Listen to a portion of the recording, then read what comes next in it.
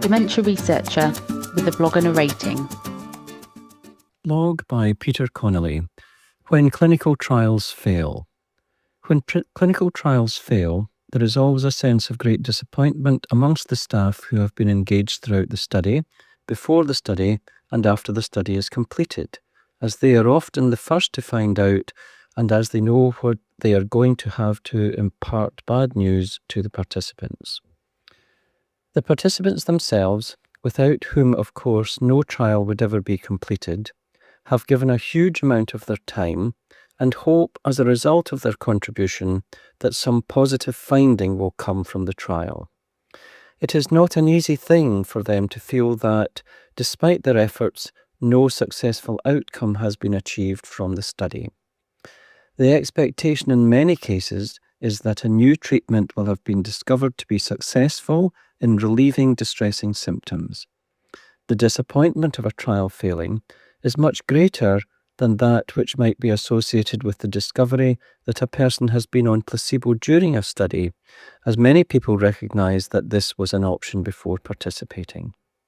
They feel relieved when the active arm is demonstrated to show improvements over placebo, which makes any adverse events they experienced during the trial feel more tolerable. Ongoing support in order to adjust to the fact that their participation has not led to a successful outcome is sometimes required, as is support to help them adjust to the termination of their contact with the personnel associated with the study. They may be aware, for instance, that contact with trial personnel will significantly exceed the time which they spend in contact with mainstream service personnel, such as community nurses or medical staff. A sense of emptiness, or even that they are somehow being abandoned by services, needs empathic dialogue, while discussions with mainstream services about how a seamless transition can be achieved is also necessary, particularly as mainstream services often have different criteria for contact than is the case for those involved in delivering clinical trials. But it is true to say that after involvement in one trial, some people will be keen to volunteer for another, in which case significant care is required to make sure that people's expectations are managed and that they are not overburdened by the stresses and strains of repetitive visits associated with some very detailed clinical trials. The consequences for staff are also potentially quite significant. In many clinical studies, staff have been taken on specifically to work in that study, and if the study stops early or fails, then their role may be at risk unless they can be placed into something within their skill set and of value to them. Financial consequences arise since studies often attract a significant budget, especially those sponsored by industry, and that budget, of course, disappears, leading to a significant strain on those providing clinical trials. If the unit has a large portfolio, this may be more easily managed, but where the portfolio is small, or even the first trial a unit has undertaken, one must be careful to manage financial expectations. It is essential to ensure that R&D financial services remain up to date on the progressive studies throughout, and that any signs of potential failure are monitored carefully.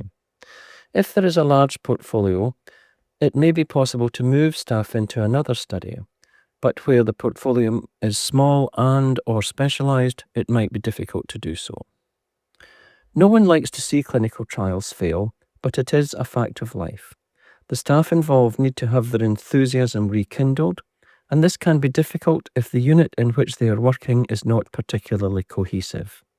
Staff can be disappointed by their contribution ending in failure and may need encouragement to remain within a clinical trial setting.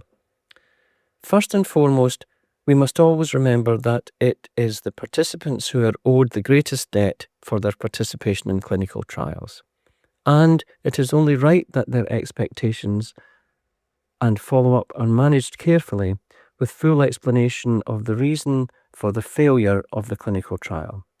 However, the end result is not always the be-all and end-all of all trials.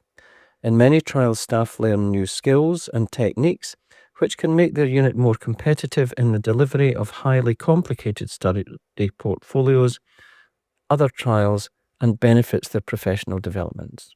Trials might fail, but all is not lost. Thank you for listening.